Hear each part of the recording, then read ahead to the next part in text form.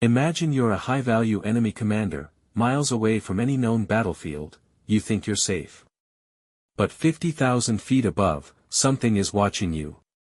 Silent. Invisible. Deadly. Within seconds, your convoy vanishes in a fiery explosion, no jet overhead, no warning. Just death from the sky.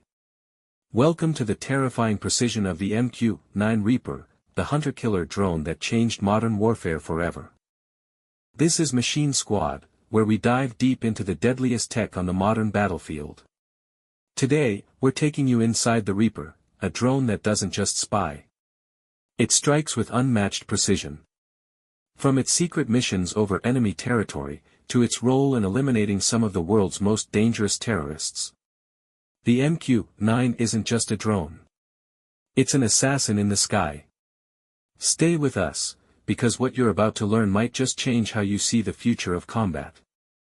To understand the MQ-9 Reaper, we first need to meet its predecessor, the MQ-1 Predator.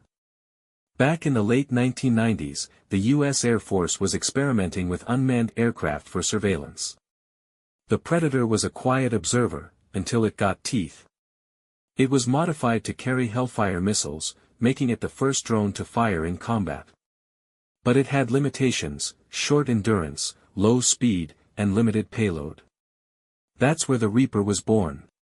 Developed by General Atomics Aeronautical Systems, the MQ-9 was built with one mission in mind: hunting and eliminating targets with zero warning.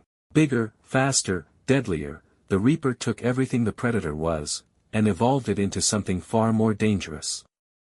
Let's break down what makes the MQ-9 Reaper such a lethal machine. Wingspan, a massive 66 feet, that's longer than a city bus. Cruise speed, 194 knots, around 223 miles per hour. Altitude ceiling, 50,000 feet, higher than most commercial planes. Endurance, 27 hours in the air, enough to circle targets for an entire day. And then comes the weapons package. Up to 8 Hellfire missiles, each capable of precision strikes. GBU-12 Paveway 2. What good is firepower without intelligence? The Reaper is packed with sensors. And DAS-1 MTSB targeting system with infrared, laser, and optical cameras. Synthetic aperture radar, SAR, that sees through smoke, fog, and night. Real-time data links to ground control stations. Operators on the ground can see everything. In HD, targets are tracked for hours, sometimes days. Movement is logged. Behavior patterns studied. When it's time to strike, there's no guesswork. And when the missile hits, there's usually no second chance. Here's the chilling part: the pilot isn't in the drone. He's sitting at a base in Nevada, controlling the Reaper halfway across the world. Using a joystick, monitor, and satellite feed, this pilot can surveil, track, and kill, all without ever leaving his desk. The weapon release is not automatic. Every trigger pull goes through a chain of command. But once approved, a single Hellfire missile can vaporize a vehicle, a compound, or a target walking on a dirt road. No sound. No warning. Just a puff of smoke. The MQ-9 Reaper isn't a stranger to headlines. It's the drone that killed Anwar al-Awlaki in Yemen, a US-born radical cleric. It played a role in tracking Qasem Soleimani before his assassination by a separate drone strike. And it's been a constant presence in Iraq, Syria, Afghanistan, Libya, and beyond, a ghost in the sky that insurgents fear. Some missions remain classified. Others have drawn controversy: questions about civilian casualties, the legality of extrajudicial killings, and the ethics of remote warfare. But no one questions the Reaper's effectiveness. If your name's on the list, your time's running out. The MQ-9 isn't just used for taking out targets. In wildfires across California, it's flown above flames, guiding firefighters in real time. During hurricanes, it surveys disaster zones, relaying life-saving data.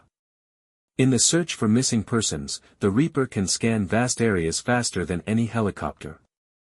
It's a combat drone, yes. But it's also a high-altitude guardian. Warfare may be its design, but saving lives is sometimes its mission. The Reaper we know today is already evolving. New versions are coming. MQ-9B Sky Guardian with maritime surveillance capability. AI-assisted targeting, faster, smarter, more autonomous. Swarm technology, Reapers coordinating with smaller drones. Electronic warfare pods to jam or disrupt enemy communications. And don't forget, new stealth drones are being developed based on Reaper mission data. The future isn't manned fighters. It's fleets of drones, and the Reaper is just the beginning. Other nations are taking notes. China's Winglong 2 is heavily inspired by the Reaper. Turkey's Bayraktar TB2 has gained fame in Ukraine. But the Reaper set the standard. Allies like the UK, Italy, France, and India are either flying Reapers or developing similar tech. The sky is becoming a battlefield, and the Reaper remains king of the kill zone. So, what do we make of the MQ-9 Reaper? It's a symbol of power, unmatched precision, silent execution, 24/7 presence.